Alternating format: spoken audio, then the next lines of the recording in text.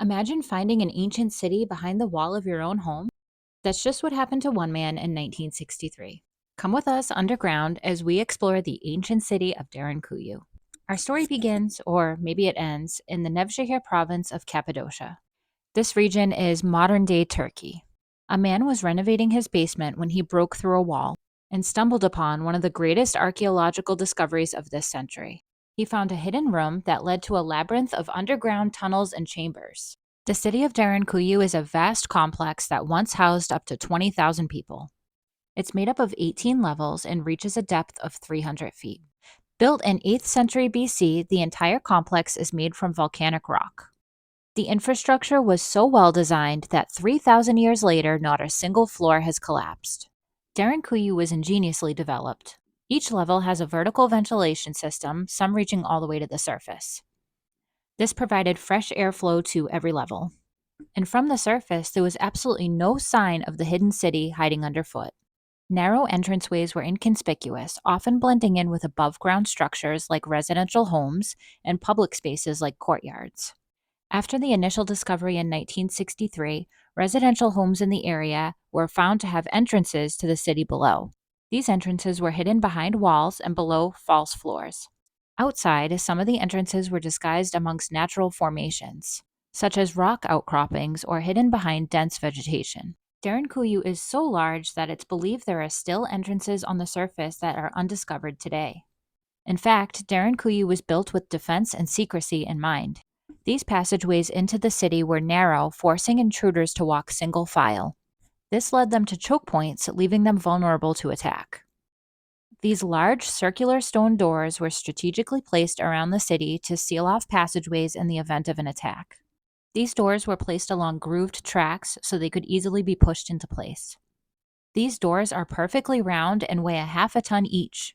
Similar to the pyramids of Giza or Coral Castle, some mystery still remains about how they were able to move the doors. The track and lock mechanism is also a mystery, but many believe they were rolled using pulleys or some sort of intricate lever system. The people of Derinkuyu set up most of their lives underground.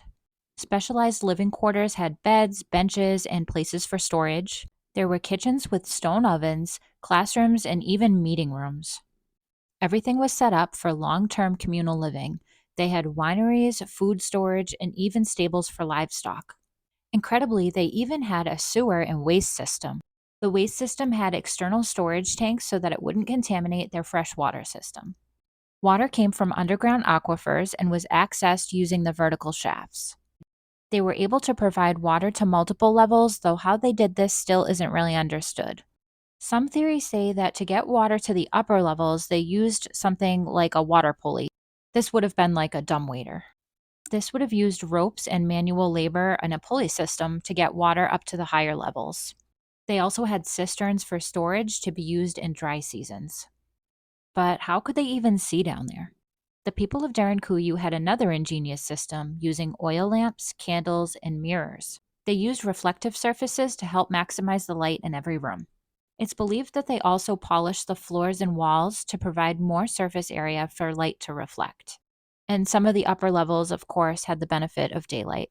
So, what did they do with all that volcanic rock they excavated out? Well, again, nobody really knows. This rock, also known as tuff, is a lightweight material which made it easy for them to transport.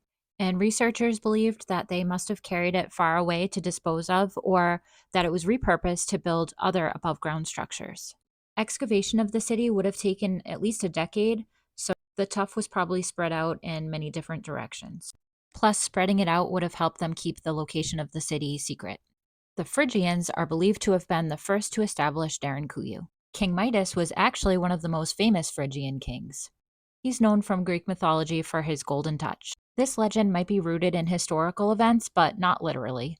At the time, Phrygia was known for its wealth, both in gold and in trade.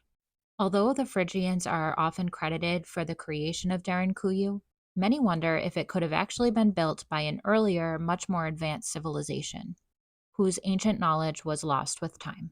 And of course, many believe it was built by aliens. But mainstream archaeology says that although somewhat advanced, the ventilation ducts and the whole complex of Derinkuyu was not so far advanced that it couldn't have been done by humans. Basically, it's not beyond human capability. Derinkuyu is so vast that they still haven't finished excavating all of it. Some of the tunnels are miles long and branch off to other underground cities. This is a very popular tourist attraction, though only the first 8 levels are open to the public. My name is Danny, and my cat and I explore mysterious topics. Hope you enjoyed this story. Have a great day.